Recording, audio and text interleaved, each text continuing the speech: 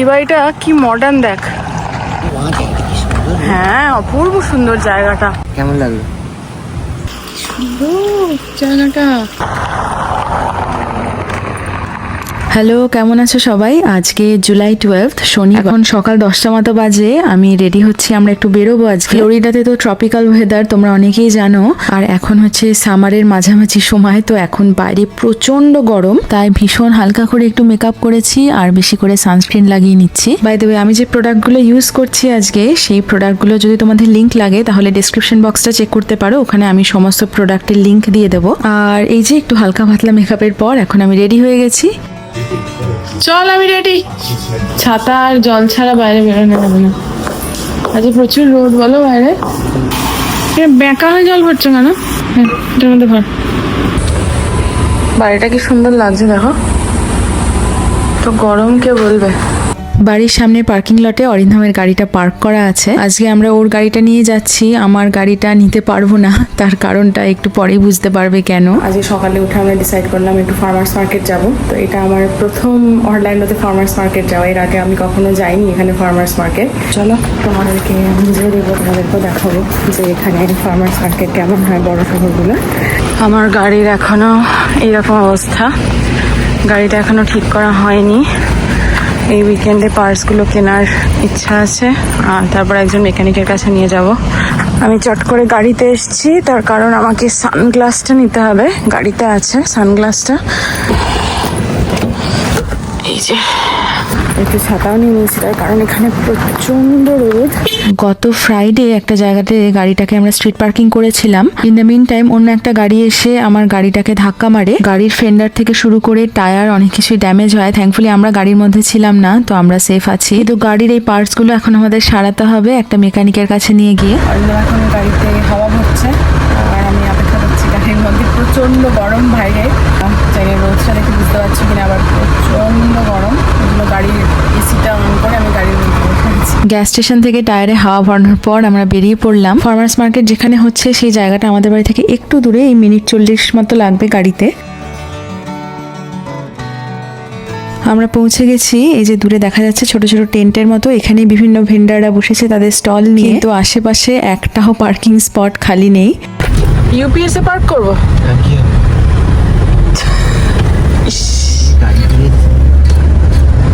অনেক খোঁজার পর ফাইনালি আমরা একটা পার্কিং পেয়েছি, কিন্তু এই পার্কিংটা ফার্মার্স মার্কেট থেকে বেশ কিছুটা দূরে, তো আমাদের একটুখানি হাঁটতে হবে এখন। আমরা পৌঁছে গেছি আর ঢোকার মুখেই দেখলাম ছোট বড় নানা রকমের গাছ বিক্রি হচ্ছে। এই দিকটায় আছে নানা রকমের হার্বস, যেগুলো এখানে মানুষজন রান্নায় ব্যবহার করে।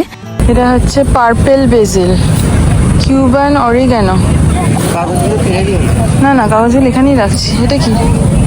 Cat snip, pineapple mint, stevia. বাবা, স্টিভিয়ারও গাছ।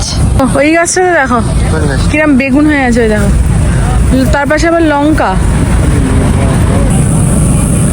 বেগুন,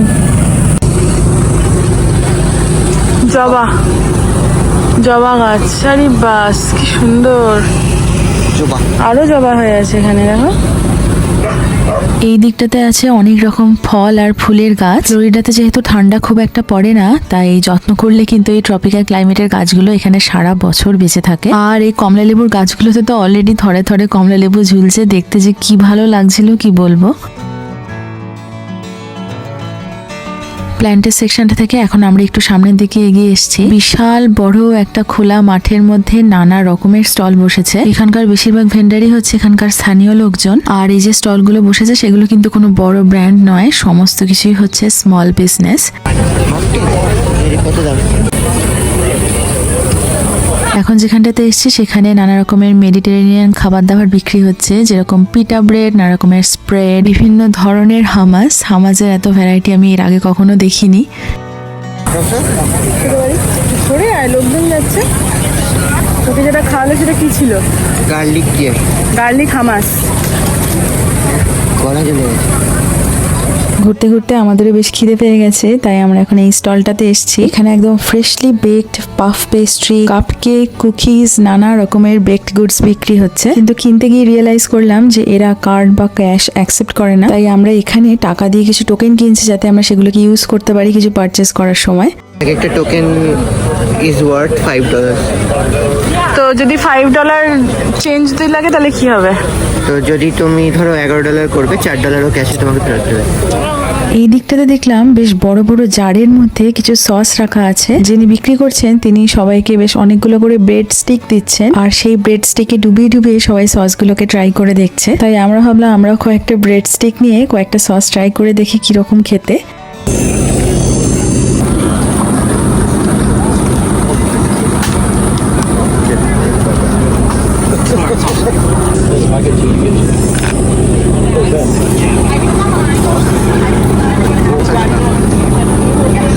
এই প্লাস্টিকের বিনগুলোতে যেটা রাখা আছে সেটা হচ্ছে এই সসের সিজনিং মিক্স, আর প্রত্যেকটা প্যাকেটের পেছনে ইনস্ট্রাকশন দেওয়া আছে কিভাবে এটাকে বানাতে হবে আর ইউজ করতে হবে। 1 cup mayonnaise, 1 cup sour cream, 1 package টোকেনগুলো ইউজ করে আমরা এখান থেকে কয়েকটা সিজনিং মিক্স কিনলাম। আর এই দিকটাতে আসছে দেখি এখানে শেভড আইস বিক্রি হচ্ছে, মানে আমরা যেটাকে দেশে বলি গোলা। আর এই খাবারটার সাথে তো আমাদের ছোটবেলার কত মিষ্টি মিষ্টি স্মৃতি জড়িয়ে আছে।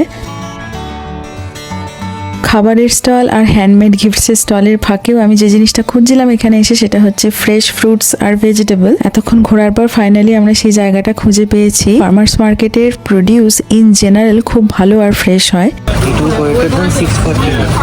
এগুলো সব দাম আছে। ফার্মার্স মার্কেটে দাম হয় ইউজুয়ালি জিনিসপত্রের। দামটা দেখাবো। এখানে আমি কোনটা দেখতে এসেছি বলো তো? এইটা দেখো, এইটা দেখো, এই যে এটা মনে পড়ছে।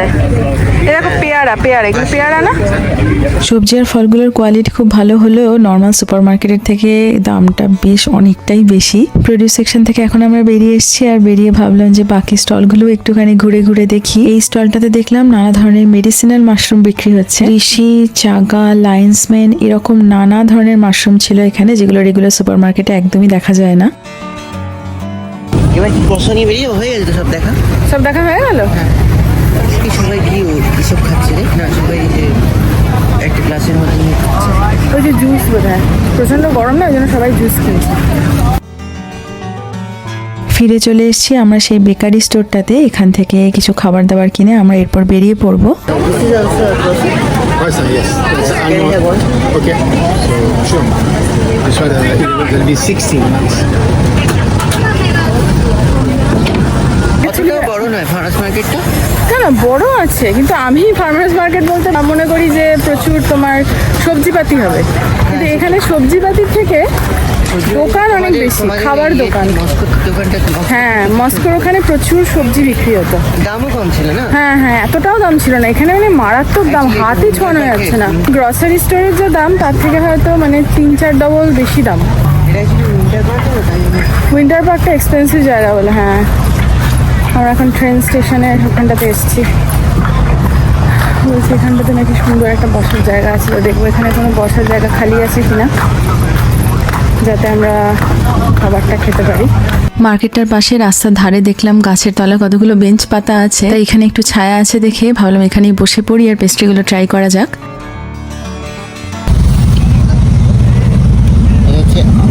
আমন্ড ক্রসন। ওকে, এটা হচ্ছে নিউটেলা ক্রসন। ওকে, আর একটা দেখি না এক চিজ, এটা সেভারি। হ্যাঁ, এক হ্যাম চেডার। বা এটাও তো দেখতে ভালো রে।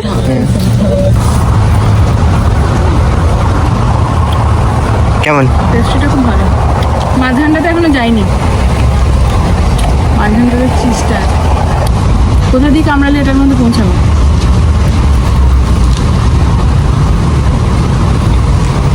ভালো। এবার হচ্ছে নিউটেলা।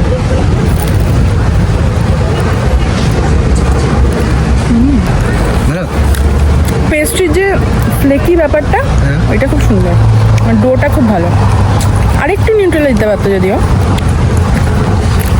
আমানটা দেখতে হচ্ছে সব থেকে বিউটিফুল, তাই না? লাস্ট তাই জন্য আমরা লাস্টে খাচ্ছি। কেমন লাগলো?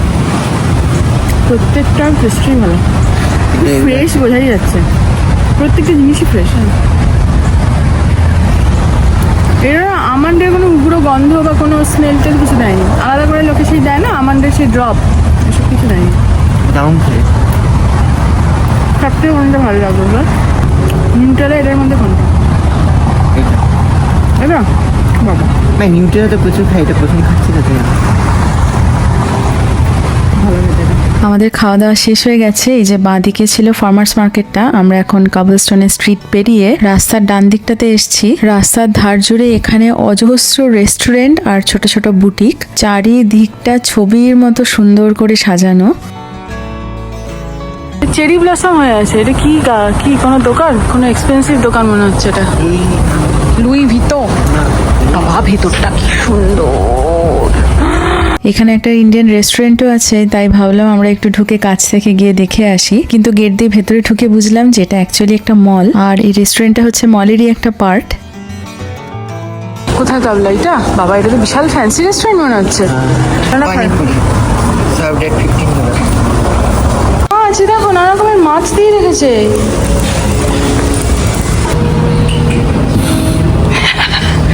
ও বাবা, ওরা জানি, ওরা আসছে না, দেখ দূরে চলে গেল। মলে যখন ঢুকেই পড়েছি তখন ভাবলাম এখানে আর কি কি স্টোর আছে সেগুলো দেখে আসি, তাই এখন লিফটে করে আমরা যাচ্ছি দোতলায়। মলটা খুবই ছোট হলেও দোতলায় বেশ কিছু দোকান আছে, বাট আজকে যেহেতু স্যাটারডে তাই জন্য বেশিরভাগ দোকানই আজকে বন্ধ।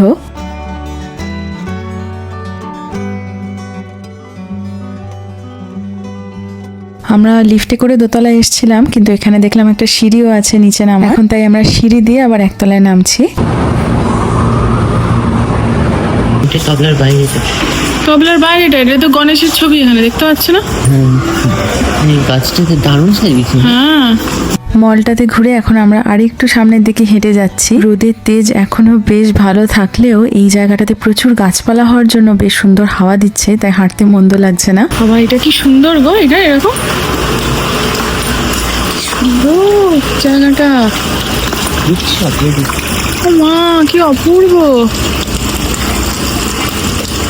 রাস্তার পাশ দিয়ে একটা গলি ঢুকে গেছে, আর সেই গলির মধ্যে বেশ কিছু গিফট শপ, রেস্টুরেন্ট, আবার একটা ছোট্ট মতো ঝর্ণাও আছে দেখলাম। এই জায়গাটাতে এসে জানি না কেন মনে হচ্ছিল যে ইউরোপের কোনো শহরে চলে এসেছি। আমি ইউরোপে কখনো যাইনি, কিন্তু টিভিতে বা সিনেমাতে ইউরোপকে যেরকম দেখানো হয়, কবলস্টোনের স্ট্রিট, রং বেরঙের ছোট ছোট একতলা বাড়ি, জানলার পাশে ছোট্ট একটা বারান্দা, এই জায়গাটা একেবারে সেই রকম।